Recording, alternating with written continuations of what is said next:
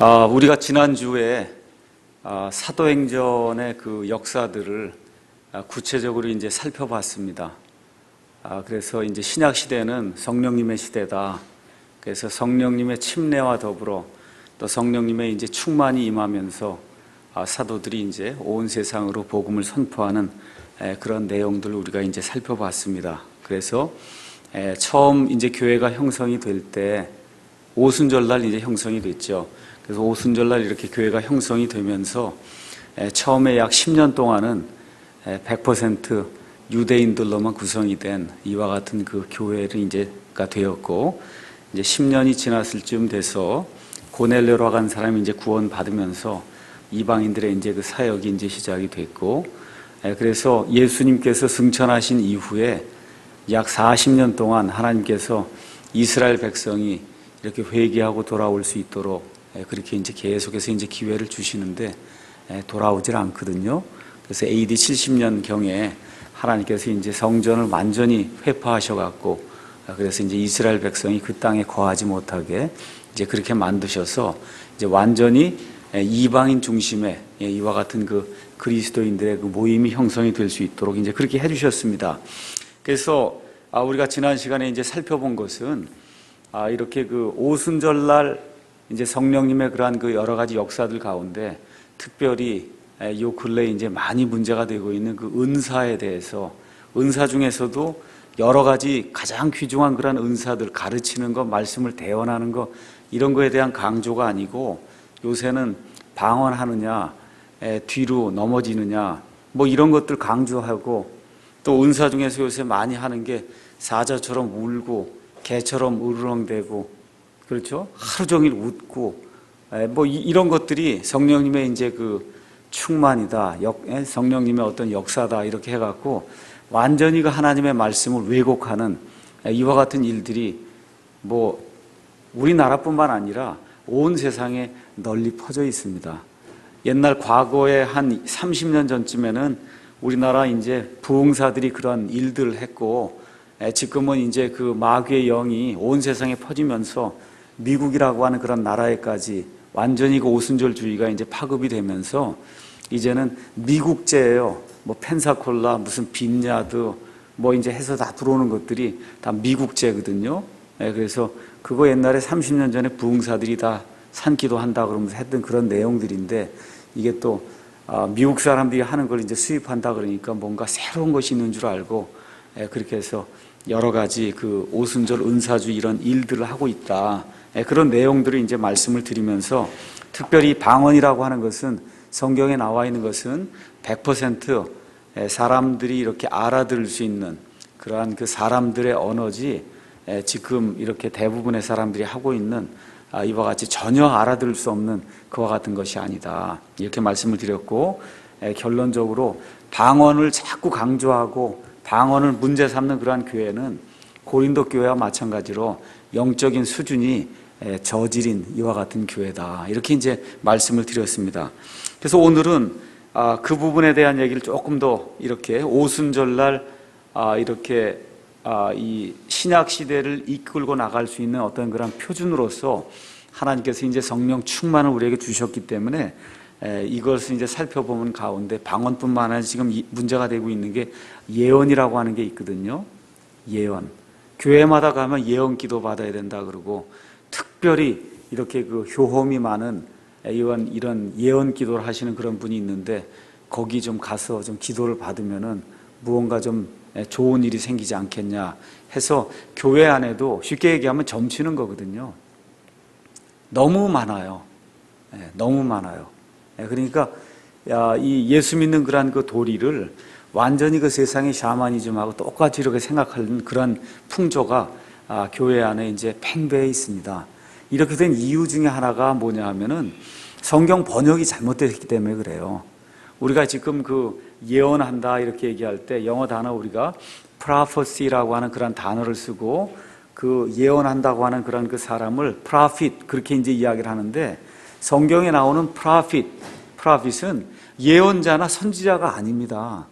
성경에 나오는 prophet 또 prophecy라고 하는 그런 단어는 하나님의 말씀을 대신 전한다는 그런 의미지, 그 대신 전하는 것 중에 일부가 앞날에 대한 그런 예언이 있어요. 특별히 그 앞날에 대한 예언은 구약 시대에 그 대언자들이 이스라엘의 그 앞날에 대해서 대언을 할 때 그 부분은 예언이에요.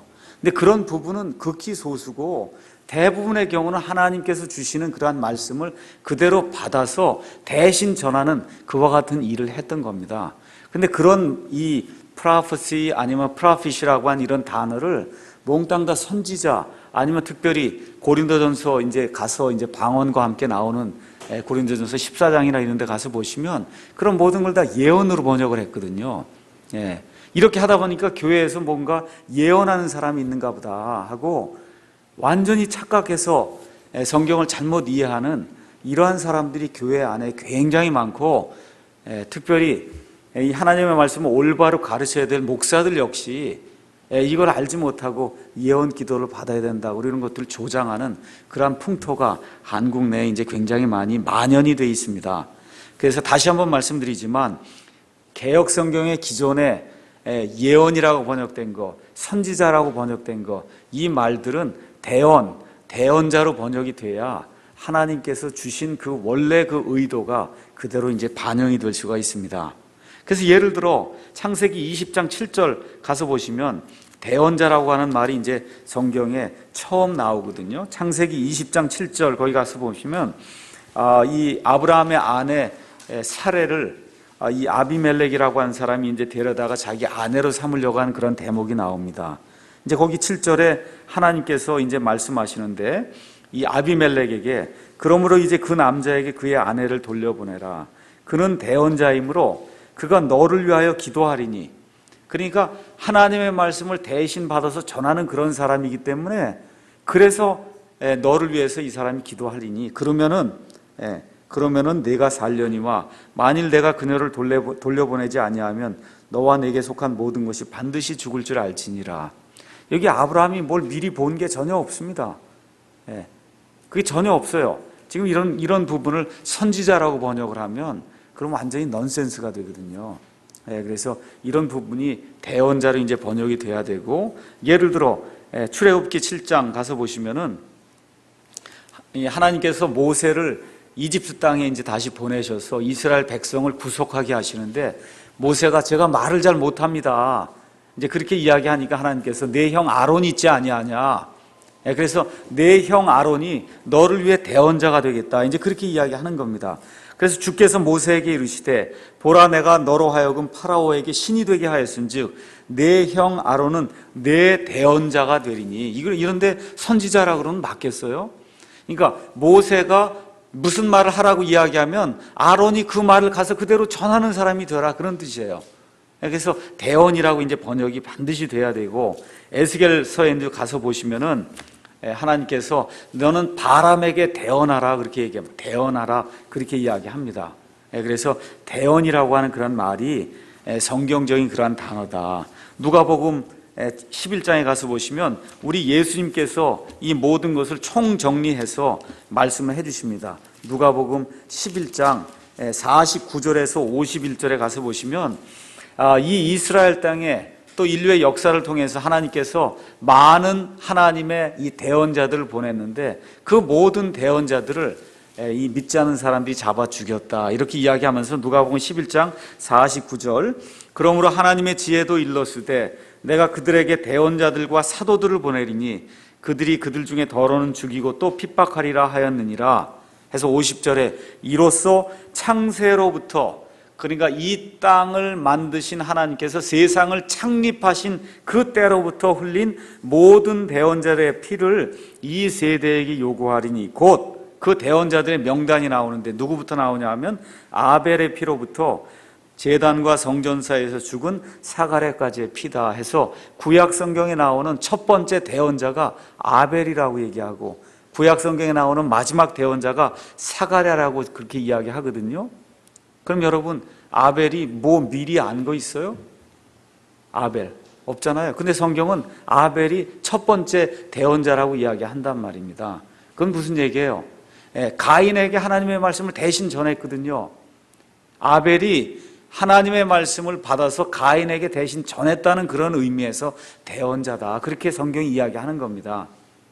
그 다음에 여기 나와 있는 이 사가랴, 말라기가 구약시대의 맨 마지막 대언자가 아니고, 여러분 이 히브리어 구약 성경은 맨 마지막이 역대기로 돼 있어요. 그래서 역대기의 맨 마지막에 나오는 그 대언자는 사가랴입니다.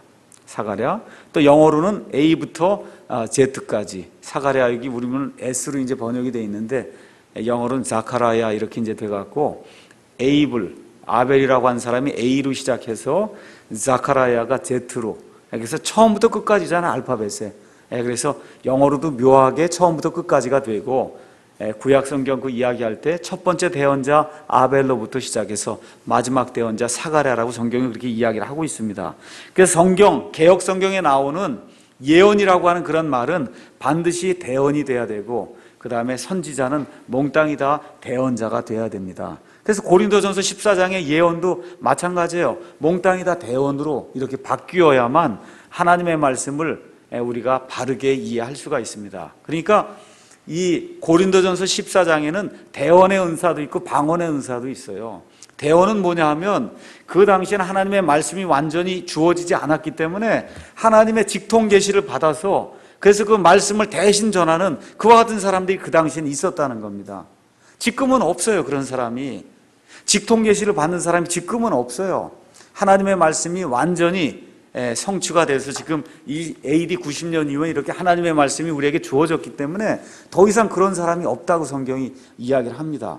그래서 어떤 의미의 대언만 있느냐, 이 하나님께서 완전하게 주신 말씀을 이걸 잘 이해하고 잘 이렇게 연구해서 그 말씀을 하나님의 백성에게 전달해 준다고 하는 그런 의미의 대언, 설교하라고 하는 그런 차원의 대언, 이런 대언은 있을지 몰라도 하나님의 직통 계시를 다시 받아갖고 그래갖고 그 계시를 전해주는 그런 의미의 대언은 이제는 더 이상 없습니다. 그러면 여러분께서 이제 거기 가서 고린도전서 13장에 가서 보시면은 분명하게 뭐라고 이제 기록이 돼 있냐, 사랑은 결코 없어지지 아니하되 대언은 있다 해도 없어질 것이요 타 언어들도 있다 해도 없어질 것이며 지식도 있다 해도 사라지리라. 그러니까 방언과 대언 같은 이와 같은 것들은 일시적인 은사라고 성경이 이야기하고 있습니다. 병 고치는 은사, 일시적인 은사예요. 일시적인 은사. 그럼 많은 사람들이 또 마가복음 16장 그 말씀을 또 인용을 하거든요. 마가복음 이제 16장에 가서 보시면 맨 끝에 이렇게 이제 기록이 돼 있단 말이에요. 맨 끝에 믿는 자들에겐 이런 표적들이 따르니 곧 내 이름으로 그들이 마귀들을 내쫓으며 새 언어들로 말하며, 여기까지만 딱 이야기를 해요. 근데 그 다음 구절이 뭐가 있어요? 뱀들을 집어 올리며 어떤 치명적인 것을 마실지라도 해를 받지 아니하며. 지금 양잿물 먹고 독 먹고 이런 사람이 있습니까? 뱀에게 물려갖고 살 사람 있어요? 독사에게 물려갖고? 없거든요. 뒤에 거는 얘기를 안 하고 앞에 것만 이야기하거든요. 지금 이것은 마가복음에서 제자들에게 하나님께서 이렇게 능력을 부여해 주셔서 지금 하나님의 말씀이 주어지지 않았기 때문에, 그래서 이 사람들이 하나님으로부터 나온 하나님의 사역자라고 하는 사실을 입증해 주시기 위해서, 그래서 마귀들도 내어 쫓고 또 방언도 하고 또 뱀들도 집어 올리고 정말 악한 것과 같은 상황에 빠져도 죽지 않도록 하나님이 만들어 주신 그런 때가 있었다는 겁니다. 근데 심지어 사도 바울과 같은 경우도 나중에 자기에게 병이 생겼을 때 그 병을 못 고쳤어요. 디모데 위장에 있는 병 고쳐주지 못했어요. 그 다음에 이 밀레도에다가 자기가 사랑하는 그와 같은 그 사역자를 그대로 남겨두고 올 수밖에 없어서 고치질 못했어요. 그래서 시간이 지나면서 이렇게 하나님의 말씀이 온전하게 우리에게 주어질 때는 더 이상 그런 것들이 필요가 없다. 그런데 지금 뭐라고 얘기해요? 이렇게 가서 열심히 기도했는데 병이 낫지 않으면 이 사람이 죄가 많아서 그 병이 안 낫는다. 병이 나으면 그건 내가 고친 거다. 그러니까 확률이 100%예요. 100% 고치는 거예요, 이 사람은.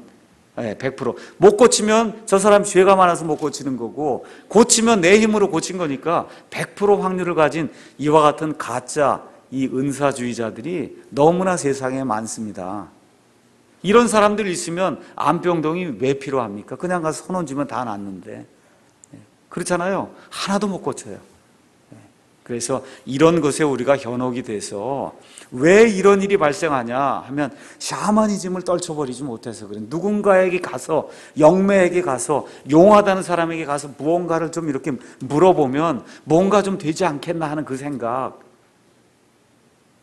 고린도후서 5장 7절에 우리는 믿음으로 걷고 보는 것으로 걷지 아니한다. 우리 예수 믿는 도리는 처음부터 끝까지 보지 않는 거예요. 보는 것을 추구하는 것은 그건 하나님의 방법이 아니라 마귀의 방법이다. 자, 그러면 데살로니가전서 5장 20절은 어떻게 해석을 해야 됩니까? 데살로니가전서 5장 20절에 사도 바울이 뭐라고 얘기했느냐 하면은 대언하는 것을 멸시하지 말라 그랬잖아요. 그렇죠? 또 고린도전서 14장 또 한번 가서 보시면은 고린도전서 14장 맨 끝에 이제 그렇게 이제 말씀해 줬단 말이에요. 뭐라고 이제 얘기했냐 하면은 32절 대언자들의 영은 대언자들에게 통제를 받는다. 이렇게 쭉 얘기하고 37절에 어떤 사람이 자기를 대언자나 영적인 자로 생각하거든 그는 내가 너희에게 쓰는 것들이 주의 명령인 줄 인정할지니라 이렇게 한 다음에 38절 그러나 만일 어떤 사람이 알지 못하거든 알지 못하고 자꾸 무식하게 그렇게 굴거든 그냥 알지 못하게 두라 이제 사도 바울이 얘기를 하고 39절 그러므로 형제들아 대언하는 것을 사모하고 타 언어들로 말하는 것들을 막지 말라 그랬단 말이에요. 이렇게 사도 바울이 이거 하나님의 말씀 아니냐. 그렇죠? 하나님의 말씀이죠.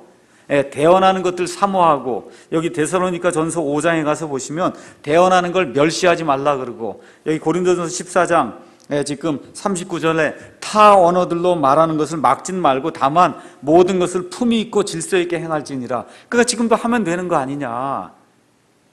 제가 여러분에게 말씀드리고자 하는 것은 여러분이 무언가를 입증시키고 싶은 그러한 어떤 교리가 있다고 생각하시면 성경에 가면 그걸 입증할 수 있는 구절이 나옵니다. 반드시 나와요. 뭐 이렇게 주장하는데 이단 교리를 주장하는데 성경에 그 말씀이 없으면 그 사람들 생존 못합니다. 분명히 있기 때문에 그걸 가지고 주장을 하는 거예요. 자, 우리 한번 가서 마태복음 10장 6절 한번 가서 보세요. 이거 예수님 말씀이에요. 이거는 마태복음 10장 6절 예수님께서 뭐라고 제자들에게 이제 말씀하시냐면 예수님께서 12를 내보내시며 그들에게 명령하여 이르시되 너희는 이방인들의 길로도 들어가지 말고 사마리아 사람들의 어떤 도시로도 들어가지 말며 오직 이스라엘의 집에 잃어버린 양들에게로 가라. 지금 예수님이 말씀하시는 거예요. 그럼 여러분 가서 전도하면 됩니까? 안 됩니까? 이 말씀을 의지해서 저는 전도를 안 하겠습니다. 여기 이스라엘 사람들에게만 가라 그러는데 제가 왜 굳이 한국 사람에게 가고 중국 사람에게 가고 왜 제가 가야 됩니까? 그러니까 또 여기 이스라엘은 영적인 이스라엘이라 또 이렇게 나온단 말이에요. 그 영적인 이스라엘이 아니라 진짜 이스라엘이에요. 그럼 여기 예수님이 이거 말씀하실 그 당시에 제자들에게 거짓말했어요? 아니면 진실을 얘기했어요? 진실을 얘기했어요. 이 당시에 맞는 말이에요. 예수님이 지금 하늘의 왕국을 선포하시면서 이스라엘의 메시아로 오셔서 이스라엘 백성에게 지금 자신이 메시아라는 걸 지금 보이면서 이스라엘 백성이 회개할 것을 지금 촉구하고 있는 이런 상황 속에서 예수님이 지금 이방인들하고 사마리아 사람들하고 상관하지 않는 때가 있었단 말입니다. 이게 맞는 말씀이에요. 근데 지금은 맞아요, 안 맞아요? 안 맞아요. 그럼 지금 사도 바울이 데살로니가 전서, 고린도 전서에서 대언하는 거 사모하라 그러고 멸시하지 말라 그러고 그 다음에 방언하는 거 이거 질서 있게 하라 그러고 이거 얘기하는 것은 왜 그런 것이 가능했어요? AD 약 50년에서 60년 사이에는 하나님의 말씀이 아직 주어져 있지 않았기 때문에 그런 상황 속에서는 대언이 없으면 어떻게 하겠습니까? 하나님이 대언의 은사를 주셔서 하나님의 말씀을 대언하게 해야만 사람들이 하나님의 말씀을 듣는 때이기 때문에 그걸 멸시하면 안 된다는 거예요. 질서 있게 하라는 겁니다. 그런 때가 있었다 그 얘기입니다. 그런데 지금은 그게 필요가 없어요. 지금 고린도전서 15장 가서 14장 가서 여러분이 한번 읽어보세요. 아는 말 5마디 하는 게 모르는 말 10,000마디 하는 것보다 낫다는 게 사도 바울의 요점이에요. 아는 말로 기도해도 지금 못 알아듣고 아는 말로 말씀을 선포해도 못 알아듣는데 알지 못하는 말로 숭얼숭얼대면 어떻게 알아듣느냐. 그게 지금 사도 바울의 요점이거든요.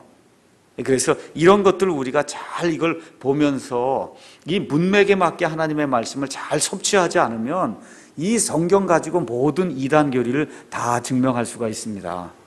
그래서 이런 것들을 우리가 잘 이해하면서, 그래서 우리가 이 성막과 절기를 이제 공부하면서 구약 시대의 그 오순절 날에는 율법을 하나님이 주셨단 말이에요. 그래서 구약 시대 살아가는 그 모든 성도들의 어떤 그 생활 지침과 믿음의 어떤 표준으로 하나님이 율법을 주셨고, 신약 시대에는 성령님과 성경을 주셨는데 특별히 이 성령님이 이 오순절날 우리에게 임하게 되었다. 이걸 이야기하면서 성령이란 그 침례와 성령 충만에 대해서 얘기할 때 너무나 많은 사람들이 잘못 이해하고 있기 때문에 우리가 사도행전에 나와 있는 그와 같은 그 역사와 그 안에 있는 그 방언이라든지 예언이라고 하는 거, 여기에 대해서 우리가 조금 이야기를 했습니다. 자, 그럼 이제 오순절 오늘 마무리를 지을 텐데, 우리 오순절 대해서 이제 레위기 23장 가서 한번 보시죠. 레위기 23장 15절부터 21절에 나와 있는 말씀이 이게 오순절에 대한 내용입니다. 오순절 15절 가서 보면 너희는 너희를 위해 그 안식일 다음 날 곧 너희가 요제 헌물의 단을 가져온 날부터, 그날이 초실절이란 말이에요.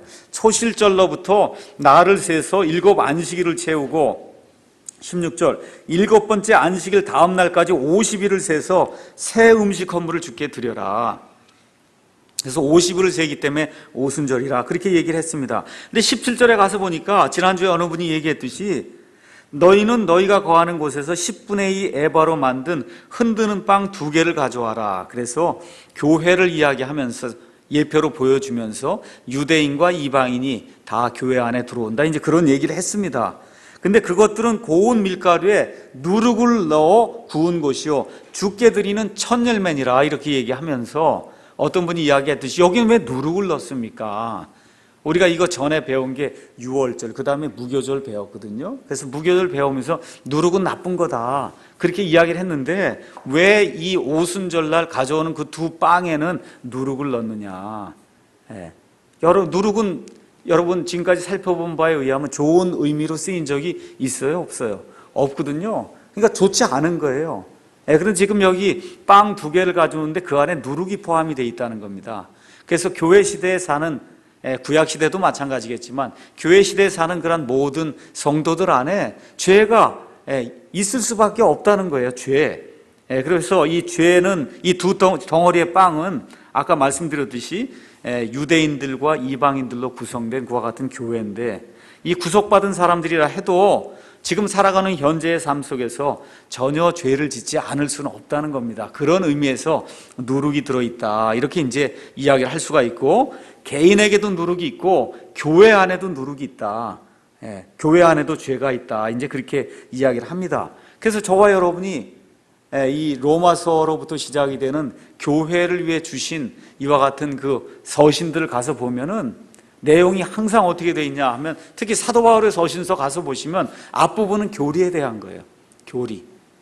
그렇지, 어떻게 은혜를 받았는가, 앞으로 우리에게 있는 그와 같은 소망이 뭔가, 우리가 받게 될 영광이 뭐냐, 예수님이 하시는 일이 뭐냐, 이 교리 부분이 앞에 나오고 끝 부분에는 꼭 우리 성도들의 성화와 그 다음에 죄를 어떻게 다스려야 될 것인가, 그렇게 구조가 항상 똑같은 형식으로 이렇게 기록이 되어 있습니다.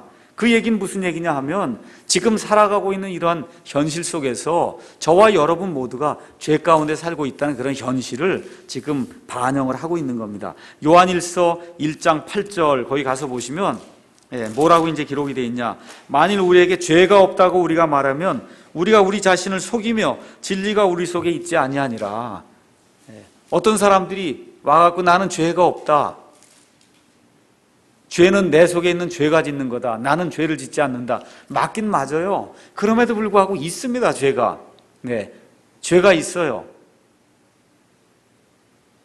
요한일서 3장 2절에 가서 보시면 나중에 우리가 이제 몸이 변화가 되는데, 사랑하는 자들아 이제 우리는 하나님의 아들들이니라. 지금 하나님의 아들이에요. 우리가 앞으로 어떻게 될지는 아직 나타나지 아니하였을 때 그분께서 나타나시면 우리가 그분과 같게 될 줄 안다. 지금은 그분과 같지 않다는 거예요. 우리의 위치는 하늘나라에 가 있지만 지금 여기 이 육신을 입고 있는 이 몸은 땅에 있기 때문에 지금은 그분과 같지 않다는 겁니다. 로마서 8장 29절에도 역시 맨 마지막에 우리가 하나님의 아들 예수님의 형상으로 이제 변화가 된다, 이제 그렇게 이야기하고, 에베소서 5장 27절에 가서 보시면은 맨 마지막에 우리가 휴거가 돼서 하늘나라에 올라가게 될 때, 그때 하나님 아버지 앞에 우리가 점도 없고 주름도 없고 정말 흠도 없는 그러한 그 교회의 모습으로 하나님 앞에 나아간다, 그렇게 이야기를 합니다. 그런데 그 일은 우리가 휴거 받을 때나 가능한 거예요. 부활할 때나 가능한 겁니다. 지금 이 시간에는 어쩔 수 없이 우리 가운데 죄가 있다는 것을 인정할 수밖에 없습니다. 자, 그런데 그럼에도 불구하고 하나님께서 저와 여러분 같은 정말 하나님 앞에서 의인이지만 지금 이 시간에 동시에 이 세상에 있는 동안에 죄를 가지고 사는 이 사람들 사용하셔서, 그래서 지금 이 시간에도 하나님의 일들을 하고 있다는 거, 그게 하나의 신비예요. 신비. 제가 엊그제 어떤 분하고 이야기를 하면서 요새 장관 몇 명이 이제 바뀌니까 지금 청문회 하잖아요. 여러분 그거 하면서 느끼는 게 뭡니까? 털어서 안 나온 사람 하나도 없죠? 그렇죠? 털어서 안 나오는 사람 없어요. 그래서 제가 얘기하려고 했던 포인트가 그거예요. 하나님 앞에서 사람이 그렇다, 그 얘기를 해주고 싶었던 거예요. 뭐 이렇게 의로운 것 같고 다 그러는데 보지 않냐, 이게 이 사람들 다 털면 다 나오는데 하나님 앞에 서면 우리가 그런 똑같은 모습이다. 그래서 예수님을 믿는 건 아니 시스템 자체가 다른 시스템이다. 그러니까 죄를 없애려고 하는 시스템이 아니라는 거지. 아니면 이렇게 죄가 있으면 선행으로 죄를 덮는 시스템이 아니다. 예수님 믿는 거는 있는 그대로의 죄를 인정을 하는데 내 힘으로 그 죄를 치우는 것이 아니라 하나님의 능력을 힘입어서 죄 없는 분의 그 공로로 힘입어 그 죄를 덮음으로 말미암아 완전히 그분이 치워주심으로 말미암아 내가 의롭게 되는 그런 시스템이지, 세상의 종교하고 달리 자꾸 뭘 갖다 덮거든요. 덮어갖고는 죄를 조금 덮으면 맨 마지막에는 하나님 보시기에 그래도 어느 정도 선한 사람이 돼서 그 앞에 가면 하나님이 넌 천국이다 이렇게 얘기해주는 이런 시스템이 아니라는 거, 그거 보여주기가 요새 청문회를 하다 보니까 그거 보여주기가 아주 좋더라고요. 자, 그래서 여러분이 잘 아시다시피 베드로라고 한 사람이 있거든요. 베드로, 혈기가 많은 사람이에요. 아주 그렇지만 또 동시에 열정적인 사람이에요. 많은 실수를 한 사람입니다. 심지어 예수님한테 사탄아 물러가라 그 얘기도 들었잖아요. 그렇잖아요. 그럼에도 불구하고 하나님께서 이 사람을 성령님으로 충만하게 하실 때 이 사람으로 말미암아 첫 번째 이제 교회가 형성이 되면서 하루에 3,000명, 어떨 때는 5,000명 이와 같이 많은 사람들이 구원받는 그와 같은 일들이 이제 생기게 되고, 결국은 베드로로 말미암아 물론 나중에 바울이 많은 일을 했지만 베드로가 없으면 바울이 어떻게 나오겠어요? 그렇지 않습니까? 그런 일들을 하나님이 하신다. 우리의 누룩에도 불구하고 우리의 죄악에도 불구하고 하나님께서 그 일을 하신다. 그 내용을 저와 여러분이 이제 기억을 하면 좋겠습니다. 오늘은 조금 맨 마지막 이제 이걸 정리하면서 이 죄 문제에 대해서 조금 좀 이야기를 하려고 합니다. 요즘 교회에 오시는 분들이 이제 있고 한데 우리 교회에 이제 여러 부류의 사람들이 들어오다 보니까 옛날에 이제 다니던 그런 교회에서 배운 교리가 많이 있어요. 이런 교리들이 있다 보니까 옛날엔 분명히 이렇게 배웠는데 여기 오니까 왜 이렇게 가르치냐, 그러니까 이게 이해가 안 되고 이래서 적응하는 데도 굉장히 어렵고, 특별히 또 성경이 달라지니까 뭐 완전히 시스템이 달라져 버렸거든요. 성경이 달라지니까. 그러니 이게 옛날에 배웠던 걸 다 버리자니 20년 세월이 아깝고, 그걸 유지하자니 여기 와서 이건 견디기가 또 어렵고, 이런 어려움이 지금 발생한단 말이에요. 이걸 어떻게 해야 될까?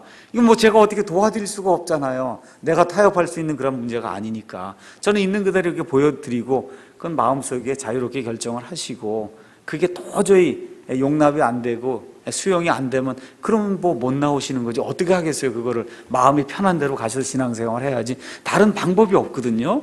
자, 이런 것 중에 이제 하나가 뭐냐 하면, 구원받은 사람이 구원을 잃어버릴 수 있냐 이거예요.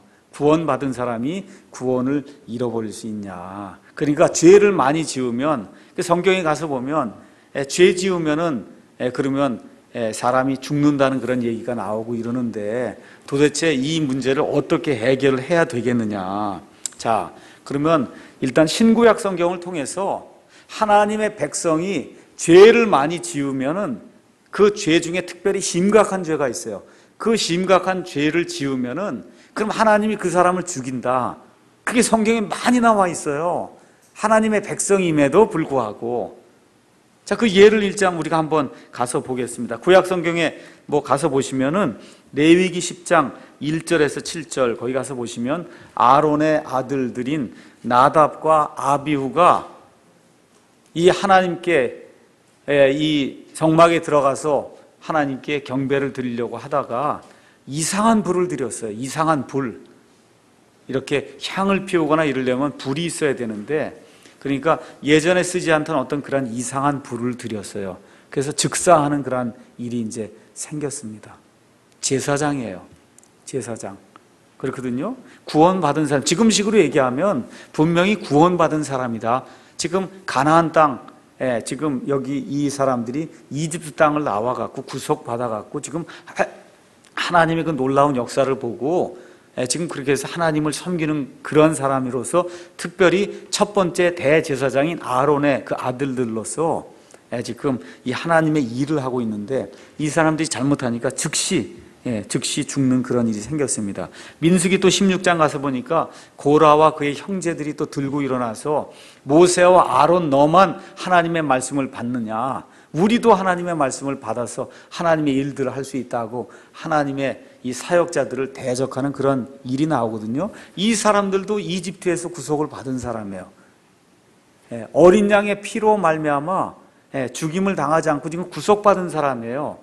근데 지금 어떻게 돼요? 이렇게 반역을 일으키다가 하나님이 지진을 일으키셔갖고 이 사람들 몽땅 다 이 땅구덩이에다 묻으니까 몽땅 다 죽어버렸거든요. 그 이후에 이제 가나안 땅에 이제 들어간 다음에 아간이라는 사람이 또 나옵니다.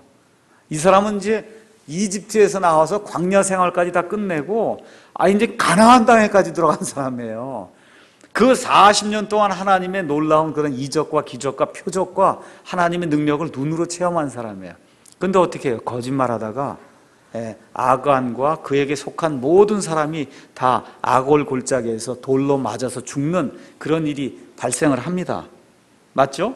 또 사무엘기 하 6장에 가서 보시면은 이 하나님의 언약궤를 옮겨가려고 하는데, 이 웃사라고 한 사람이 이걸 끌고 수레에다 놓고 이렇게 가려고 하는데, 이게 소가 울퉁불퉁하게 이렇게 이런 데를 가다 보니까 이 언약궤가 넘어지려고 그러거든요. 그러니까 어떻게 해요? 넘어지지 말게 손을 갖다 대서 이걸 넘어지게 하면 안 되겠다 할 때 즉사하거든요.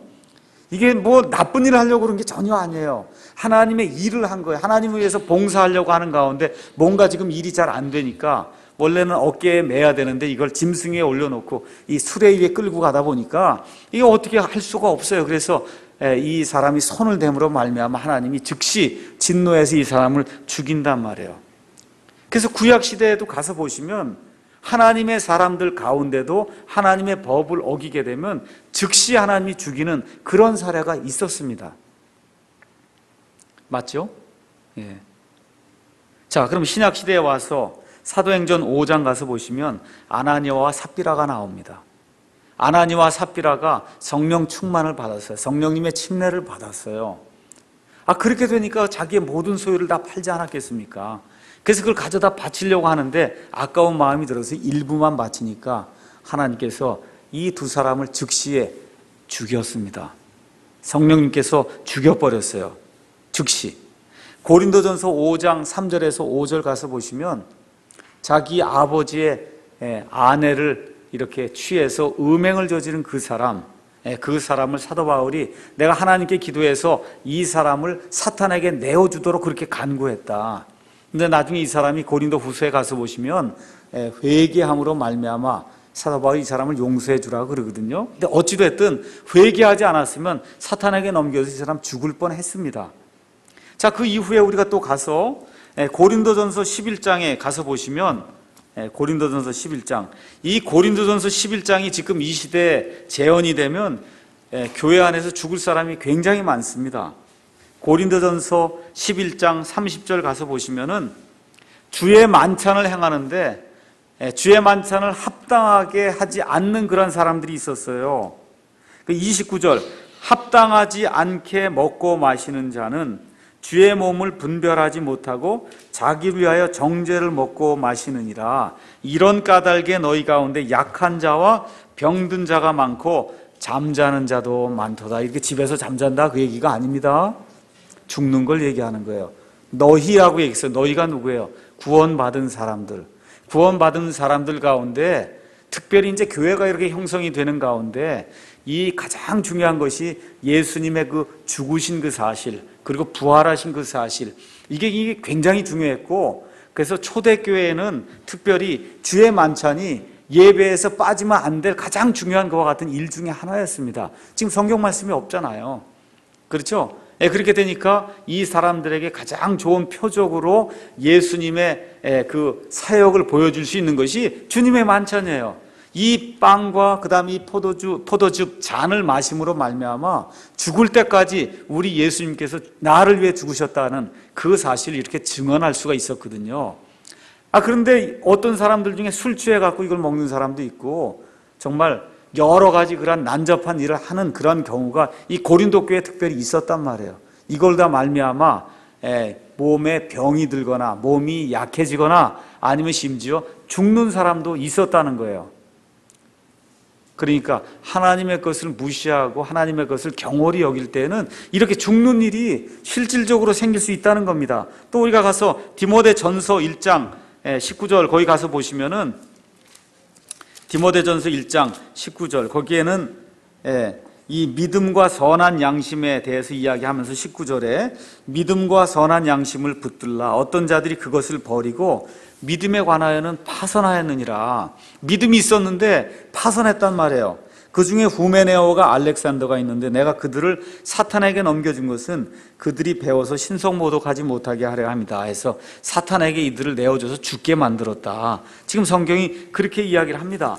그래서 이런 구절들을 이렇게 살펴보면 신약이든 구약이든 하나님의 백성이 심각한 죄악을 하나님 앞에 지을 때는 하나님이 더 이상 용납하지 않고 이 사람들을 죽여서 하나님께로 데리고 가는 그런 일들이 있었다는 것이 확실합니다. 요한일서 그럼 한번 가서 보겠습니다. 요한일서 5장에 가서 보시면은 요한일서 5장 16절 가서 보시면 어떤 사람이 자기 형제가 사망에 이르지 아니하는 죄 짓는 것을 보거든 그는 간구할 것이요. 누가요? 누가 그래요? 누가 죄를 짓는 거예요? 형제가 죄를 짓는 거예요. 그럼 성경에 나오는 형제 그러면 구원받은 사람이에요? 아니에요. 구원받은 사람이 지금 죄를 짓는데 사망에 이르지 않는 죄를 짓는 경우에는 그러면 그를 위해 간구하란 말이에요. 그럼 하나님이 그에게 생명을 주신다. 하나님이 살려준다 그 얘기입니다. 근데 사망에 이르는 죄가 있는데 나는 그와 그것으로 인해 기도하라고 말하지 아니하노라. 사망에 이르는 죄가 있다 이거예요. 그럼 여러분 이거 가서 보실 때 여기 나오는 사망이 예수님의 그 영원한 생명에서 떠나는 그런 사망으로 이렇게 느껴집니까? 아니면 그냥 육체적으로 죽는 걸로 느껴져요? 앞뒤 문맥으로 봐서 아니면 성경 전체의 틀로 봐서 어떤 걸로 느껴지세요? 보실 때 육체적으로 죽는 거 얘기하는 거거든요. 여러분 한번 생각해 보세요. 구원의 복음의 그 핵심이 뭐냐 하면 내가 행한 행위와 상관없이 하나님이 나를 구원해 주시는 거거든요. 그러니까 구원이 유지가 되는 것도 내 행위와 상관이 없어요. 그러니까 내가 뭘 잘하면 구원이 유지가 되고 내가 잘못하면 구원이 없어지고 그러면 그런 하나님을 우리가 믿을 수가 없죠. 어떻게 그런 하나님을 믿고 평생을 우리가 바칠 수가 있어요. 처음 구원 받을 때도 내 행위와 상관없이 하나님의 전적인 은혜로 예수 그리스도의 공로로 말미암아 그렇게 구원받는 거고 구원이 유지가 되는 것도 역시 내 행위와 상관없이 성화가 이루어지는 것도 내가 뭘 해서 이렇게 된 것이 아니에요. 그거하고 상관이 없습니다. 그래서 지금 여기 나와 있는 성경의 전체적인 틀은 뭐냐 하면 구원과 성화라고 하는 그런 것 자체가 내 행위와 상관없이 하나님께서 100% 은혜로 이루어 주신다. 이게 성경의 가르침이에요. 이런 가르침이 나온 것을 우리가 머릿속에 확실히 이해한 다음에 이런 데 나오는 이런 말씀을 누가 들고 오거든, 이거 보세요. 이거 여기 나오는 사망은 아까 제가 말씀드린 하나님의 백성들이 짓는 심각한 죄로 인한 그와 같은 육체적인 사망을 이야기하지, 이런 사망이 진짜 사망이다 이렇게 얘기하면 곤란하다는 겁니다. 제가 말씀드린 두 번째, 이런 사망이 두 번째 사망, 다시 말해서 예수님의 그 영원한 생명에서 떠나서 불호수에 들어가는 그런 사망, 그러니까 구원을 잃어버리는 사망, 이런 사망은 결코 될 수가 없다는 겁니다. 자, 그래서 이제 또 나와 있는 것이, 또 나와 있는 게 어디를 이제 우리가 한번 봐야 되냐면 야고보서 5장 또 가서 보시면 야고보서 5장에 또 이런 대목이 나온단 말이에요. 야고보서 5장 가서 보시면 19절에 형제들아 너희 중에 어떤 사람이 진리를 떠나 잘못하는데 누가 그를 돌아서게 하면 그 죄인을 그의 길에 잘못해서 돌아서게 하는 자가 한 혼을 사망에서 구원하며 허다한 죄를 덮을 것임을 그가 알게 할지니라. 지금 그렇게 이야기한단 말이에요. 그렇죠? 그럼 그 사람 그대로 내버려 두면 여기도 너희 중에 어떤 사람 그런단 말이에요. 너희 중에 어떤 사람, 그럼 구원받은 사람이죠. 맞습니까? 너희 중에 어떤 사람이 진리를 떠나 잘못한다 이거예요. 근데 누가 그를 돌아서게 하면 그 한 혼을 사망에서 구원한다. 여기 나온 혼도 사람을 가리킬 때 그런 의미의 혼을 이야기하는 겁니다. 자, 그런데 이거를 잘 들으세요. 19절, 20절만 딱 띄어서 보면 안 돼요. 이게 어디서부터 봐야 되냐 하면 14절부터 봐야 돼요. 14절 너희 가운데 병든 자가 있느냐? 그는 교회의 장로들을 청할 것이요 그들은 주의 이름으로 그에게 기름을 바르며 그를 위해 기도할지니라. 15절 믿음의 기도는 병든 자를 구원하리니 주께서 그를 일으키시라. 그 다음이 중요해요. 그게 뭐라고 썼어요? 그가 죄들을 범하였을지라도 그것들을 용서받으리라. 그럼 여기 지금 나오는 그 다음에도 마찬가지로 쭉 나오는데 여기 14절부터 지금 나오는 이런 컨텍스트에서 문맥에서 이걸 봤을 때 지금 여기 병든 사람은 왜 병든 거예요? 죄들로 명백하게 아까 그 고린도전서 14장에 나와 있는 그런 사람들의 죄처럼 명백하게 하나님 앞에 심각한 죄를 진 게 형제들의 눈에도 드러난 겁니다. 그래서 이러한 사람들, 그래서 거기에서 이 19절까지 연결이 돼서 형제들아 너희 중에 어떤 사람이 진리를 떠나 잘못하는데 누가 그를 돌아서게 하면 그 죄인을 그의 길에 잘못해서 돌아서게 하는 자가 한 혼을 사망에서 이제 건지는 거다. 이 죽지 않게 그렇게 만든다는 거예요. 그러니까 앞뒤 문맥을 이렇게 잘 보면은 그 내용을 우리가 분명하게 알 수가 있습니다. 자, 그럼 여기까지는 또 이제 이해를 했단 말이에요.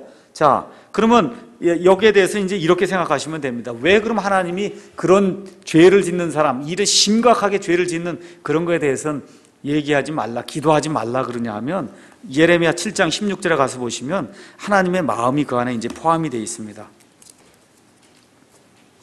예레미야 7장 16절. 16절. 그러므로 너는 이 백성을 위하여 기도하지 말고 그들 위하여 소리 높여 부르짖거나 간구하지도 말며 내게 중재하지도 말라.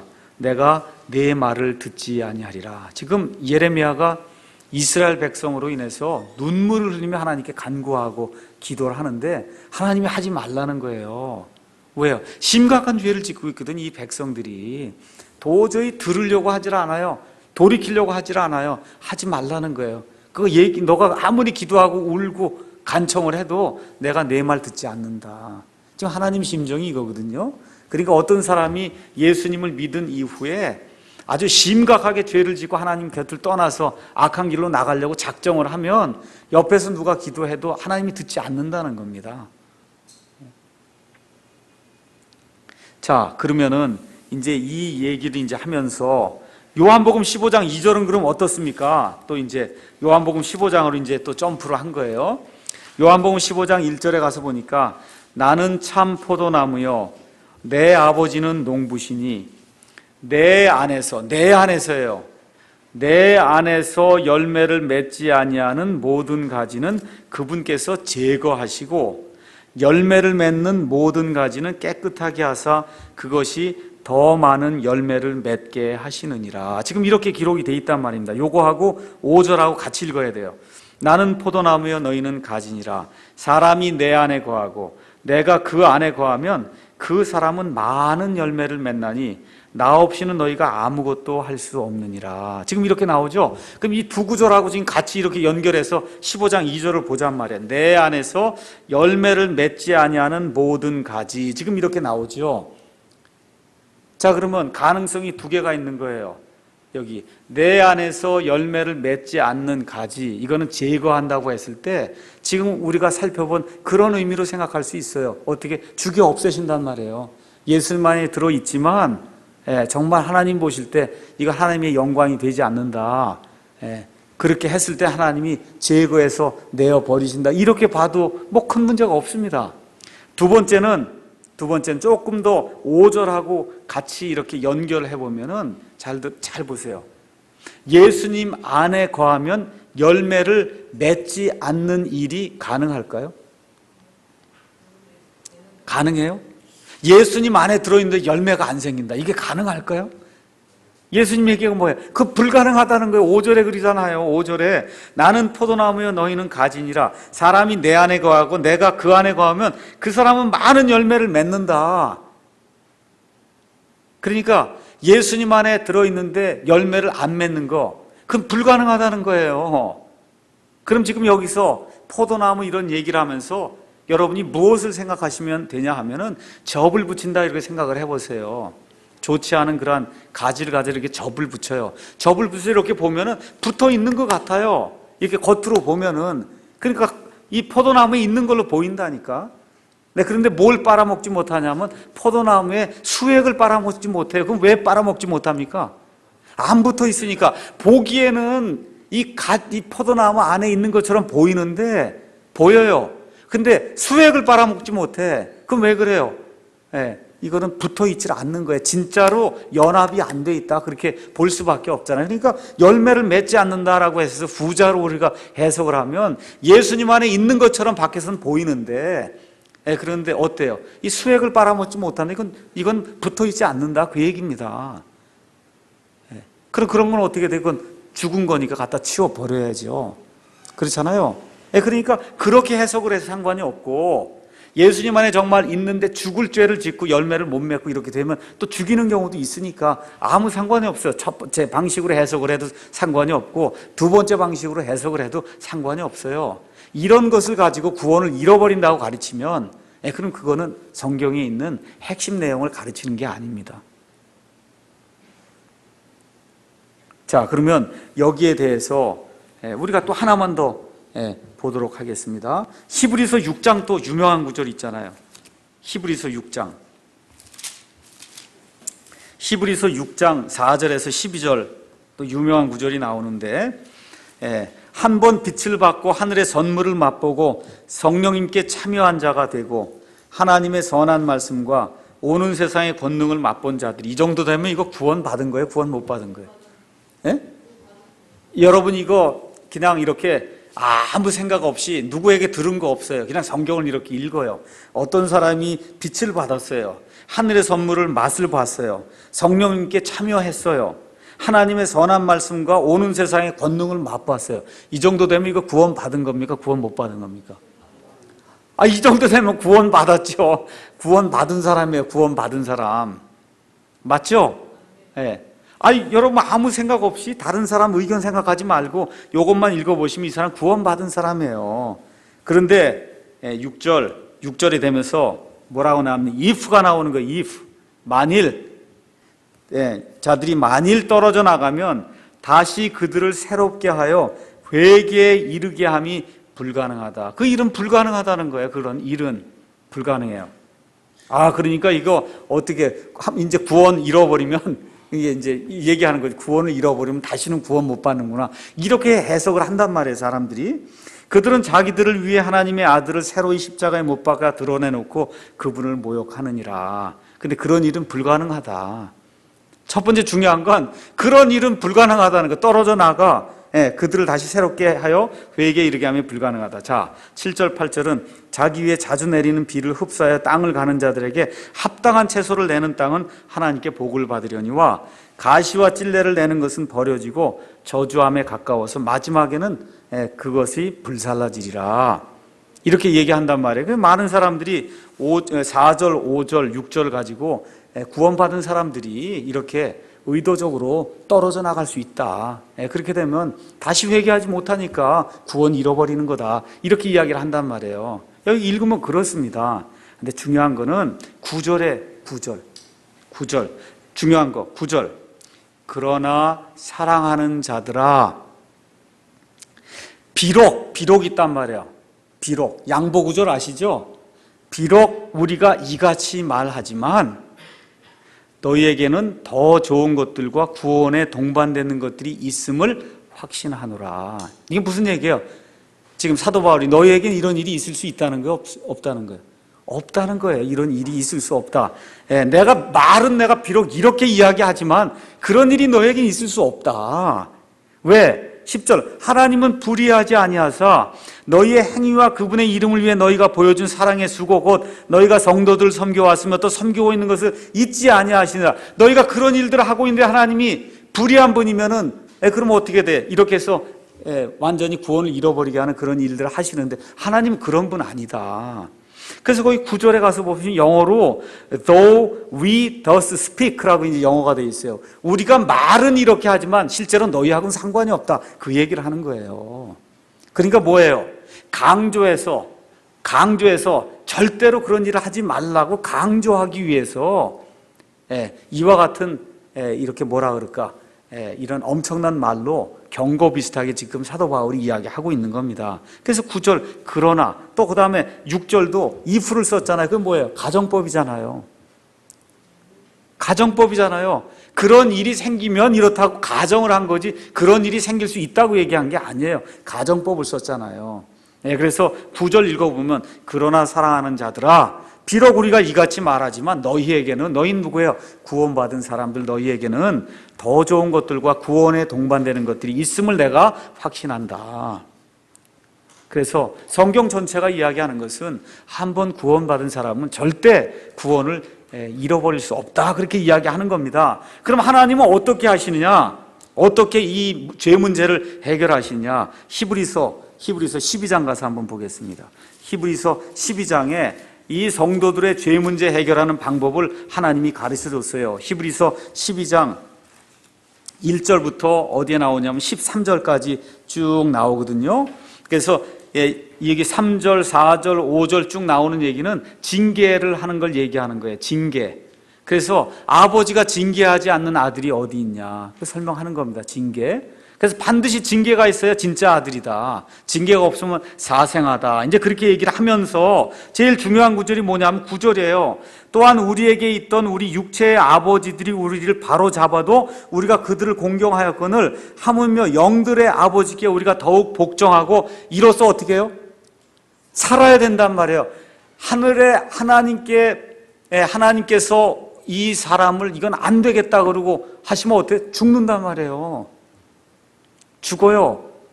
하나님의 영광을 가리면 죽어요. 그러니까 어떻게 해야 돼? 내 죄를 살펴보고 고백하고 내 죄를 버리고 그런 일들 내가 안 하면 누가 대신한다는 거예요?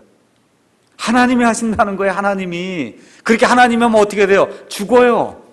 그러니까 어떻게 돼? 하나님께 순종해서 살아야 되지 않겠냐? 지금 그러잖아요. 그래서 그 일이 있어야 돼요. 죄를 미워하고 죄를 고백하고 그 다음에 죄를 완전히 버리는 그런 연습을 하는 게 우리의 성화의 과정입니다. 그 다음에 맨 마지막에 마태복음 24장 또 13절 14절 들고 나와서 끝까지 견디는 자는 구원을 받는다 그랬으니까 끝까지 못 견디면 구원을 잃는 거 아닙니까? 그렇죠? 여기 마태복음 24장 13절 14절 또 6절의 끝은 목숨 다할 때까지 끝이 아니라 이 세상이 끝날 때 이 환란기에 들어가 있는 이 유대인들이 그 환란이 끝날 때까지 그때까지 믿음으로 참고 이렇게 기다려야 된다는 그런 의미의 끝이지 목숨 다하는 끝이 아니다.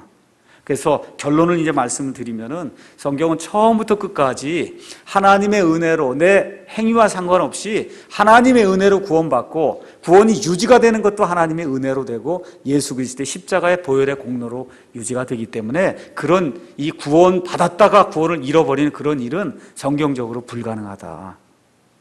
오늘 여기까지 해서 일단 강해를 마치도록 하겠습니다.